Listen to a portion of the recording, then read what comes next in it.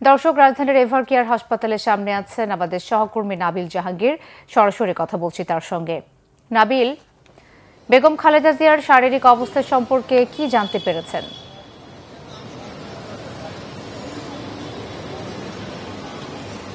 মিথিলা, আপনি যেমনটা আসলে বলছিলেন, বেগম জিয়ার শারীরিক অবস্থার কিছুটা উন্নতি হয়েছে, সেটি আমরা আনঅফিসিয়ালি আসলে মেডিকেল বোর্ডে যারা সদস্যরা আছেন তারা কিন্তু এমনটাই জানিয়েছেন। তিনি অনেকগুলো সমস্যা নিয়ে ভর্তি হয়েছিলেন, তার মধ্যে কিডনি ফুসফুস এর যে জটিলতা ছিল সেটি আসলে কিছুটা উন্নতি ঘটেছে। এছাড়া ওনার যে হিমোগ্লোবিন কমে গিয়েছিল সেটিও কিছুটা বেড়েছে, এমনটা আমরা আসলে জানতে পারছি। এছাড়া আজকে পর্যন্ত কিন্তু আসলে অফিসিয়ালি এখন পর্যন্ত নতুন করে কোনো ব্রিফিং করা হয়নি, এবং আগের যে ব্রিফিং যে তথ্যটি আসলে আমরা জানতে পেরেছি, ওনার যে শারীরিক অবস্থা সেটি আসলে এখন পর্যন্ত বিদেশে ভ্রমণের জন্য আসলে উপযুক্ত নয়, এবং এই কারণে কিন্তু মেডিকেল বোর্ডের সদস্যরা তারা অপেক্ষা করছেন বেগম জিয়ার শারীরিক অবস্থার আরও কিছুটা উন্নতি হলে, অর্থাৎ তিনি যখন বিদেশ দীর্ঘ আকার যাত্রা করার জন্য প্রস্তুত হবেন তখন হয়তো তাকে বিদেশে নিয়ে যাওয়ার জন্য সিদ্ধান্ত দেবেন মেডিকেল বোর্ডের সদস্যরা। এবং তাকে নিয়ে যাওয়ার জন্য যে এয়ার অ্যাম্বুলেন্সটি সেটিও কিন্তু প্রস্তুত রয়েছে।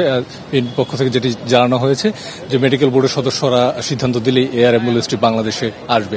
এছাড়া আমরা বেবি চকের কাছ থেকে একটা তথ্য পেয়েছি, সেখানে যেটি আমরা জানতে পারছি যে একটি জার্মান থেকে একটি এয়ার অ্যাম্বুলেন্স মঙ্গলবার ঢাকা ল্যান্ড করার কথা রয়েছে। সেক্ষেত্রে হয়তো মঙ্গলবারের পরে অর্থাৎ বুধবার কিংবা তারপরে বেগম জিয়া লন্ডনের উদ্দেশ্যে যাত্রা করতে পারেন।